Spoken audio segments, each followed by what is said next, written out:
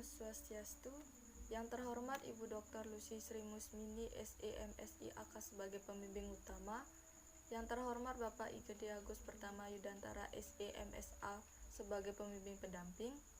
Dan yang terhormat Ibu Dr. I Gusti Ayu Purnamawati SEMSI AK sebagai penelaah. Sebelumnya, perkenalkan saya Lunoviani dengan NIM 1817051247. Di sini saya akan mempresentasikan skripsi penelitian yang telah saya susun dengan judul Determinan Income Smoothing pada Sektor Perdagangan Jasa dan Investasi yang terdaftar di Bursa Efek Indonesia tahun 2016 sampai 2020.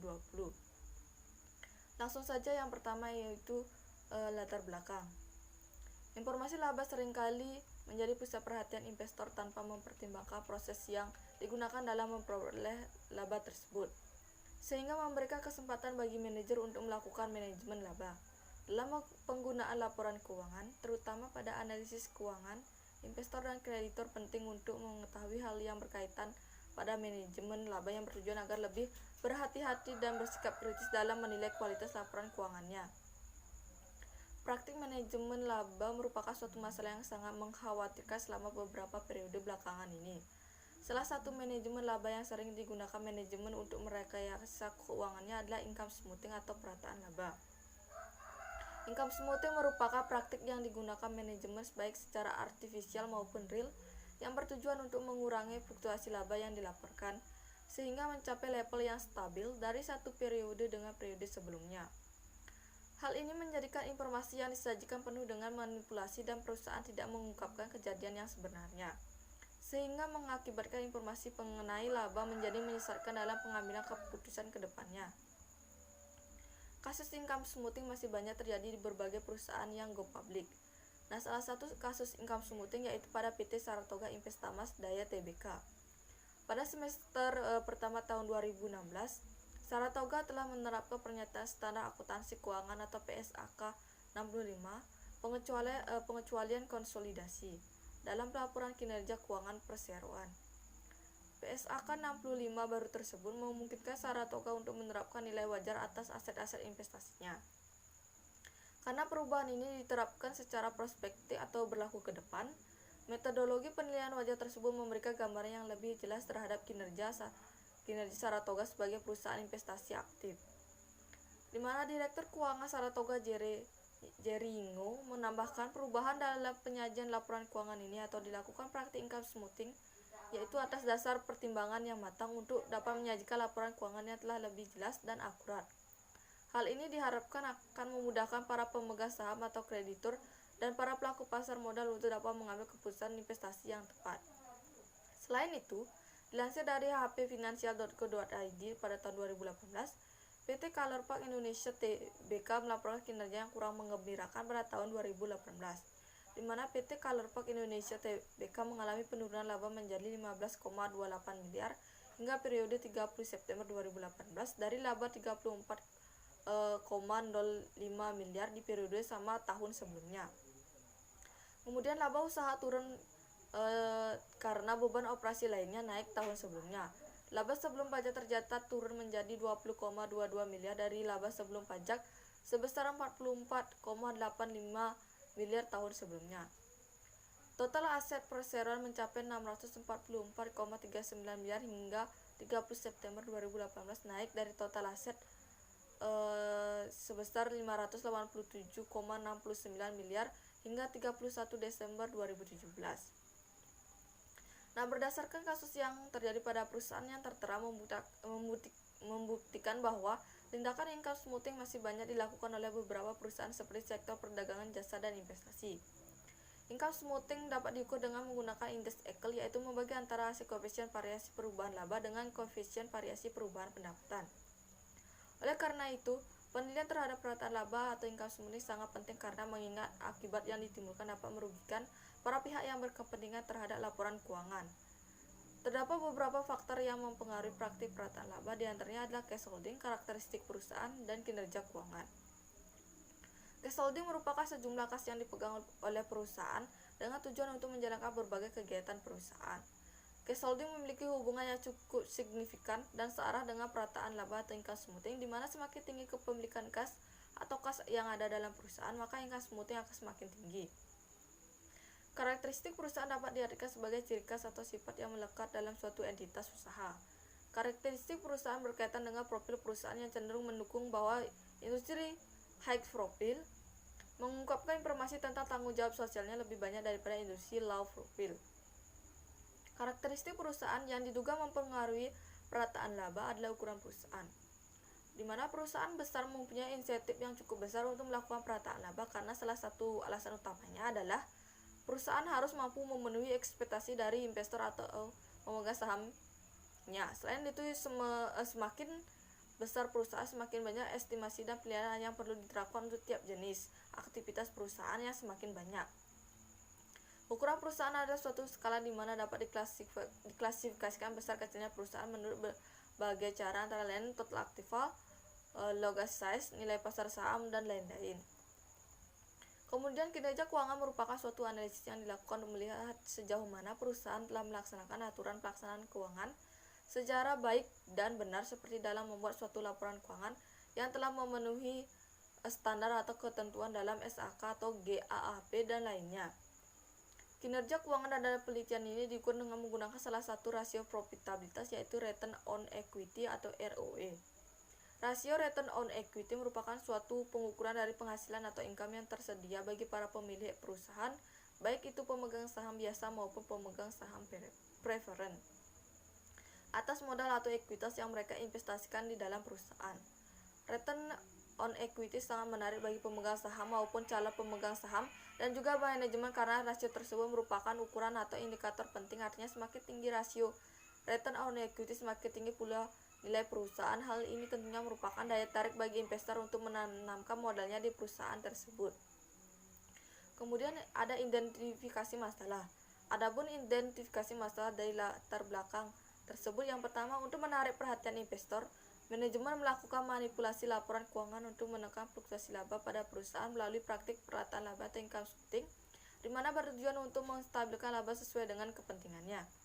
Yang kedua, tindakan perataan laba merupakan sebuah keputusan manajemen yang dapat merugikan investor dan pemakai informasi laporan keuangan lainnya atau stakeholder, karena perhatian investor cenderung terpusat pada informasi laba tanpa memperhatikan proses yang digunakan untuk mencapai tingkat perolehan laba tersebut. Yang ketiga, terdapat beberapa faktor yang mempengaruhi income smoothing seperti cash holding, karakteristik perusahaan, dan kinerja keuangan. Dan yang terakhir yaitu hasil yang tidak konsisten dari penelitian-penelitian sebelumnya, sehingga perlu dilakukan pengujian ulang. Nah, pembatasan masalah dalam penelitian ini yaitu memfokuskan untuk meneliti hal-hal yang mempengaruhi tindakan income smoothing pada perusahaan jasa. Oleh karena itu, penelitian ini membatasi permasalahan yang akan diteliti, yaitu berfokus pada perusahaan jasa sektor perdagangan, jasa, dan investasi yang telah terdaftar di Bursa Efek Indonesia selama kurun waktu pengamatan dari tahun 2016 sampai 2020. Dalam penelitian ini digunakan 3 variabel, yaitu cash holding, karakteristik perusahaan, dan kinerja keuangan. Kemudian rumusan masalah. Berdasarkan latar belakang yang telah ditetapkan menjadi pokok permasalahan dalam penelitian ini, yaitu yang pertama, apakah cash holding berpengaruh terhadap income smoothing? Yang kedua, apakah karakteristik perusahaan berpengaruh terhadap income smoothing? Dan yang ketiga itu, apakah kinerja keuangan berpengaruh terhadap income smoothing? Kemudian tujuan penelitian. Sesuai dengan permasalahan yang diajukan dalam penelitian ini, maka tujuan dari penelitian ini adalah untuk mengetahui pengaruh cash holding, karakteristik perusahaan, dan kinerja keuangan terhadap income smoothing pada sektor perdagangan, jasa, dan investasi yang terdaftar di Bursa Efek Indonesia. Kemudian manfaat penelitian, yaitu ada manfaat teoritis dan manfaat praktis. Manfaat teoritis, hasil dari penelitian ini diharapkan dapat memberikan kontribusi pada perkembangan teori akuntansi dan dapat menambah khasanah baru dari penelitian sebelumnya, serta menambah wawasan pengetahuan dan juga informasi baik kepada penulis, masyarakat, serta akademisi mengenai pengaruh cash holding, karakteristik perusahaan, dan kinerja keuangan terhadap income smoothing, serta dapat dijadikan bahan referensi dan bacaan untuk mengembangkan penelitian berikutnya. Kemudian untuk manfaat praktis, yaitu ada bagi penulis, bagi akademisi, kemudian bagi perusahaan, dan bagi investor. Selanjutnya deskripsi teoritis. Yang pertama ada teori keagenan atau agensi teori, di mana dalam teori keagenan manajer atau agent yang berperan sebagai pengelola perusahaan cenderung memiliki informasi yang relatif lebih lengkap dan cepat dibandingkan dengan pihak eksternal sehingga manajemen dapat mengetahui peluang perusahaan di masa depan. Nah, sebagai pengelola perusahaan, manajer memiliki kewajiban untuk memberikan informasi mengenai kondisi perusahaan kepada pemilik. Nah, di mana informasi ini seringkali disalahgunakan oleh manajemen untuk melakukan penyimpangan yang bertujuan untuk mensejahterakan dirinya. Misalnya dengan melakukan manipulasi laba untuk menarik perhatian investor, untuk menanamkan modalnya di perusahaan atau untuk mendapatkan bonus karena mencapai target laba pada tahun yang bersangkutan. Kemudian teori akuntansi positif. Teori akuntansi positif adalah hubungan dengan prediksi, yaitu suatu tindakan pemilihan kebijakan akuntansi oleh perusahaan dan bagaimana perusahaan akan merespon mengajukan standar akuntansi yang baru. Nah, prediksi dan penjelasan dalam teori akuntansi positif didasarkan pada hubungan keagenan yang terjadi antara manajer dengan pihak lain seperti investor, kreditor, auditor, pihak pengelola pasar modal, dan institusi pemerintah. Kemudian penelitian terdahulu. Terdapat beberapa penelitian terdahulu yang melandasi penelitian ini. Yang pertama, penelitian yang dilakukan oleh Indraswari dan Tenaya pada tahun 2016, di mana hasil penelitiannya menunjukkan bahwa leverage dan tata kelola perusahaan tidak berpengaruh terhadap peraturan laba, akan tetapi karakteristik perusahaan berpengaruh signifikan terhadap peraturan laba pada perusahaan yang terdaftar di Bursa Efek Indonesia periode 2011 sampai 2013. Yang kedua, penelitian dari Putri dan Budiase pada tahun 2018, hasil menunjukkan bahwa financial leverage berpengaruh positif pada income smoothing, cash holding tidak berpengaruh pada income smoothing, dan return on asset berpengaruh positif pada income smoothing. Yang ketiga, penelitian dari DM Faisal dan kawan-kawan pada tahun 2019.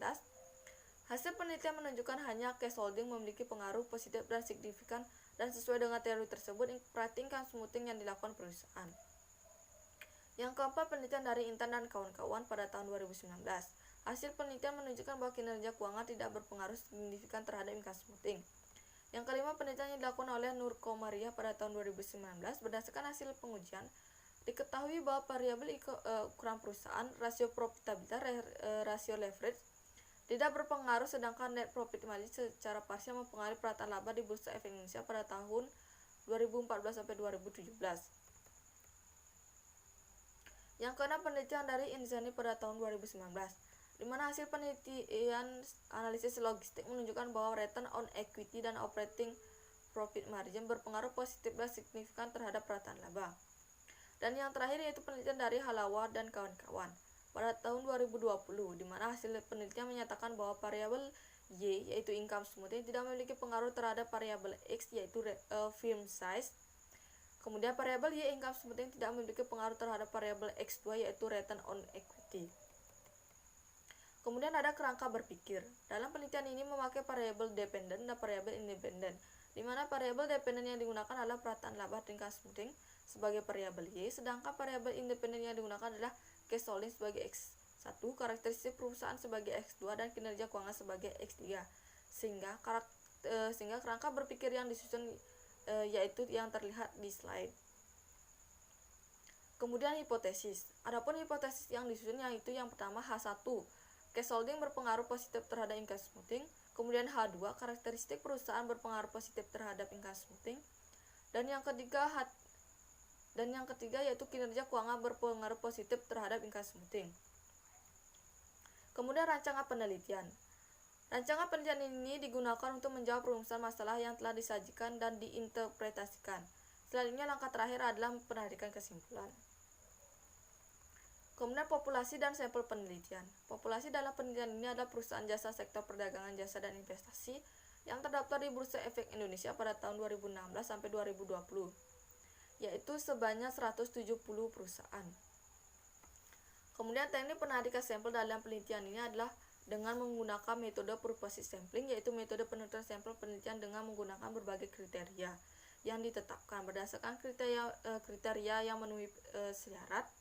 Dalam penelitian ini yaitu sebanyak 25 perusahaan selama 5 kali publikasi laporan keuangan tahun 2016 sampai 2020 sehingga jumlah data yang digunakan yaitu sebanyak 125 data penelitian. Kemudian metode pengumpulan data yaitu ada jenis dan sumber data yaitu melalui artikel jurnal penelitian terdahulu serta mempelajari buku-buku pustaka. Kemudian ada web IDX yaitu www.idx.co.id.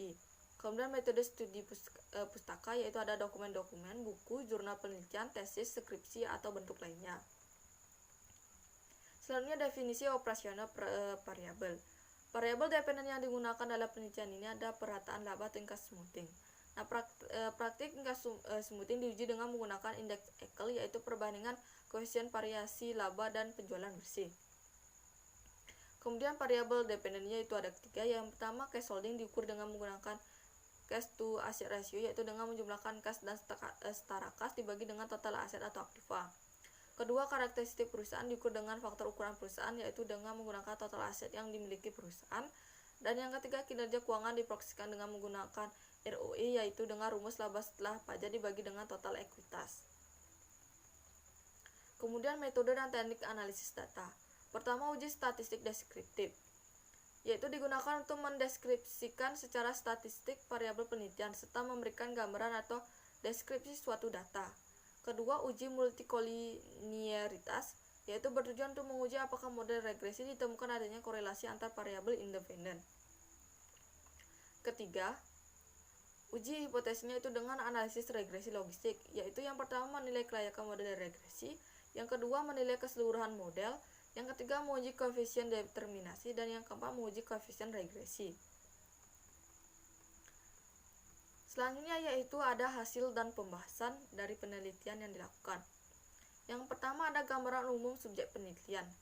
Nah, di mana subjek penelitian yaitu sektor perdagangan jasa dan investasi yang terdaftar di Bursa Efek Indonesia tahun 2016 sampai 2020. Kemudian populasinya itu ada sebanyak 170 perusahaan. Kemudian untuk penentuan sampelnya pada penelitian ini menggunakan metode progressive sampling sehingga diperoleh 25 perusahaan dengan kriteria yang ditentukan. Dan data yang digunakan adalah annual report atau laporan tahunan sektor perdagangan jasa dan investasi dari tahun 2016 sampai 2020. Kemudian ada statistik deskriptif. Nah, dari tabel di slide menunjukkan yaitu yang pertama data cash holding yaitu X1, sebaran datanya semakin jauh dari nilai rata-ratanya yang mengindikasikan data cash holding bervariasi. Kemudian data karakteristik perusahaan atau X2, sebaran datanya semakin dekat dari nilai rata-ratanya yang mengindikasikan data karakteristik perusahaan tidak bervariasi. Kemudian data kinerja keuangan yaitu X3, sebaran datanya semakin dekat dari nilai rata-ratanya yang mengindikasikan data kinerja keuangan tidak bervariasi. Kemudian dilakukan uji multikolinearitas. Nah, berdasarkan data pada tabel di slide, diketahui bahwa nilai VIF dari masing-masing variabel independen lebih kecil dari 10 dan nilai toleransi dan dari masing-masing variabel independen lebih besar dari 0,10. Dengan demikian dapat disimpulkan bahwa di antara variabel independen tidak terjadi multikolinearitas pada model regresi linier. Kemudian dilakukan pengujian hipotesis. Pertama, menilai kelayakan model regresi atau goodness of fit test.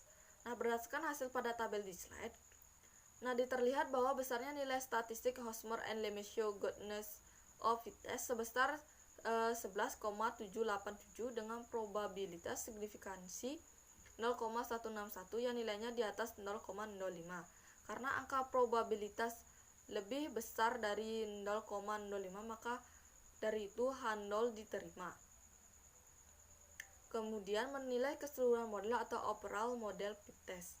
Dari model tersebut ternyata overall model fit pada negatif 2 log likelihood block number 0 menunjukkan adanya penurunan pada negatif log likelihood block number 91, di mana penurunan likelihood ini menunjukkan model regresi yang lebih baik atau dengan kata lain model yang dihipotesiskan fit dengan data. Ketiga, menguji koefisien determinasi atau Nagelkerke R-square. Berdasarkan hasil pada tabel di slide menunjukkan variabilitas variabel dependen yang dapat dijelaskan oleh variabel independen adalah sebesar 46,8%, sedangkan sisanya sebesar 53,2% dijelaskan oleh variabel-variabel lain di luar model penelitian.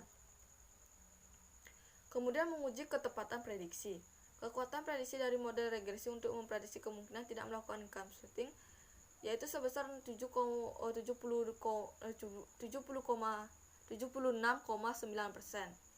Hal ini berarti bahwa dengan menggunakan model regresi yang diajukan, terdapat 50 perusahaan yang diprediksi tidak melakukan income smoothing dan 15 perusahaan yang melakukan income smoothing dari jumlah total 65 perusahaan. Sedangkan kekuatan prediksi dari model regresi untuk memprediksi kemungkinan melakukan income smoothing yaitu sebesar 76,7%, yang berarti dari 14 perusahaan yang diprediksi tidak melakukan income smoothing dan 46 perusahaan yang melakukan income smoothing dari jumlah total 60 perusahaan. Sehingga nilai overall persentasenya yaitu sebesar 76,8%.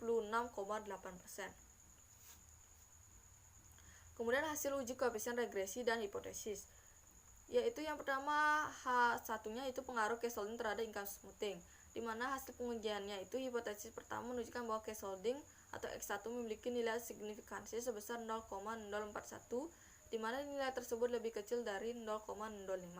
Dengan demikian dalam penelitian ini H1 diterima, sehingga dapat disimpulkan bahwa case holding berpengaruh positif dan signifikan terhadap income smoothing. Kemudian hipotesis kedua, pengaruh karakteristik perusahaan terhadap income smoothing. Hasil pengujian hipotesis kedua menunjukkan bahwa karakteristik perusahaan atau X2 memiliki nilai signifikansi sebesar 0,000, di mana nilai tersebut lebih kecil dari 0,05. Dengan demikian di dalam penelitian ini H2 diterima, sehingga dapat disimpulkan bahwa karakteristik perusahaan berpengaruh positif dan signifikan terhadap income smoothing. Kemudian hipotesis ketiga yaitu pengaruh kinerja keuangan terhadap income smoothing, di mana hasil pengujian hipotesis ketiga ini menunjukkan bahwa kinerja keuangan memiliki nilai signifikansi sebesar 0,010, di mana nilai tersebut lebih kecil dari 0,05. Dengan demikian dalam penelitian ini H3 diterima, sehingga dapat disimpulkan bahwa kinerja keuangan berpengaruh positif dan signifikan terhadap income smoothing. Kemudian ada pembahasan, di mana yang pertama itu ada pengaruh case holding terhadap income smoothing. Case holding berpengaruh positif dan signifikan terhadap income smoothing, di mana hasil penelitian ini sejalan dengan hipotesis yang dikemukakan, sehingga dapat disimpulkan bahwa H1 diterima. Case holding merupakan kas yang tersedia di perusahaan yang berguna untuk menjalankan berbagai kegiatan operasional perusahaan. Kemudian kebijakan perusahaan untuk memegang kas bertujuan untuk melindungi perusahaan dan kekurangan kas pada saat perusahaan menghadapi hal yang tidak diduga di masa depan. Kemudian semakin tinggi kepemilikan kas atau semakin tinggi kas yang ada dalam perusahaan, semakin tinggi pula penetapan laba yang terjadi. Kemudian pengaruh karakteristik perusahaan terhadap income smoothing. Karakteristik perusahaan dalam penelitian ini diukur dengan menggunakan ukuran perusahaan. Nah, karakteristik perusahaan berpengaruh positif dan signifikan terhadap income smoothing. Nah, hasil penelitian ini sejalan dengan hipotesis yang dikemukakan, sehingga dapat disimpulkan bahwa H2 diterima. Dalam penelitian ini, salah satu alat untuk mengukur besarnya perusahaan adalah dengan total aktiva. Nah, besar ukuran perusahaan yang ditujukan melalui besarnya total aset yang dimiliki perusahaan. Dengan demikian, dapat memberikan pengaruh untuk dilakukannya praktik perataan laba. Kemudian, perusahaan yang besar pasti akan terbebani oleh biaya politik, terutama dalam pemungutan pajak dari pemerintah, di mana biayanya perusahaan enggan membayar pajak yang tinggi. Selain itu, perusahaan besar juga akan dibebani dengan tanggung jawab sosial untuk memberikan kontribusi kepada masyarakat dari laba yang dihasilkan. Kemudian, pengaruh kinerja keuangan terhadap income smoothing, di mana kinerja keuangan dalam penelitian ini diproyeksikan dengan return on equity, di mana kinerja keuangan berpengaruh positif dan signifikan terhadap income smoothing. Di mana hasil penelitian ini sejalan dengan hipotesis yang dikemukakan, sehingga dapat disimpulkan bahwa H3 diterima. Return on equity tentunya menarik perhatian investor maupun calon investor dan juga bagi manajemen, karena rasio ini ialah ukuran atau indikator penting. Artinya semakin tinggi rasio return on equity, semakin tinggi pula nilai perusahaan. Nah, hal inilah tentunya akan menarik perhatian investor untuk menanamkan modelnya. Kemudian implikasi penelitian. Implikasi dari penelitian yang diperoleh adalah sebagai bahan perbandingan dengan penelitian-penelitian terdahulu maupun penelitian berikutnya yang mengambil topik income smoothing. Nah, berdasarkan hasil penelitian ini diharapkan dapat memberikan informasi mengenai determinan income smoothing pada sektor perdagangan jasa dan investasi yang terdaftar di Bursa Efek Indonesia tahun 2016 sampai 2020. Selanjutnya ada kesimpulan. Nah, berdasarkan hasil penelitian yang dilakukan, kesimpulannya yaitu Variabel cash holding, karakteristik perusahaan dan kinerja keuangan berpengaruh positif dan signifikan terhadap income smoothing. Kemudian ada saran. Terdapat beberapa saran yang dapat peneliti sampaikan, yaitu yang pertama bagi investor. Khusus investor sebaiknya lebih berhati-hati dan bijak dalam mengambil keputusan investasi, khususnya pada sektor perdagangan, jasa, dan investasi, karena masih terdapat beberapa perusahaan yang melakukan income smoothing. Kemudian bagi emiten yang melakukan praktik income smoothing agar lebih bijaksana dalam menerapkan kebijakan akuntansi sehingga tidak merugikan pihak investor. Kemudian bagi peneliti selanjutnya, untuk peneliti selanjutnya disarankan untuk menggunakan populasi tidak hanya perusahaan jasa sektor perdagangan, jasa, dan investasi, misalnya pada sektor keuangan di Bursa Efek Indonesia dan lain sebagainya, terutama yang belum pernah diangkat sebagai objek penelitian untuk penelitian sejenis. Kemudian dan diharapkan peneliti selanjutnya dapat menggunakan variabel lain dalam penelitian ini, seperti variabel likuiditas, kepemilikan publik, dan winner atau loser stock, serta variabel lain sebagainya yang berkaitan dengan income smoothing. Baik, sekian presentasi yang dapat saya sampaikan. Saya ucapkan terima kasih. Om Santi Santi Santi.